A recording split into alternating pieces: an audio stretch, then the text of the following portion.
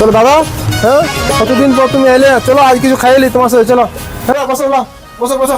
আজ আজ কিছু খাইলে, একটু গল্প টল্প করলি, অনেকদিন পর তোমার সাথে দেখা হইলো। ঠিক আছে, তো নারুদা ওখানে তো কেমন কাটলো ওখানে? দারুণ কাটিয়েছে, দারুণ, সব ঠিক ছিল না? একদম পুরো। না না বলতে পারতে, তোমার ভাই এখনো বাঁচে আছে বুঝলে। হ্যাঁ পুরো একদম সব ঠিক। সব ঠিক ছিল না? একদম। ঠিক আছে।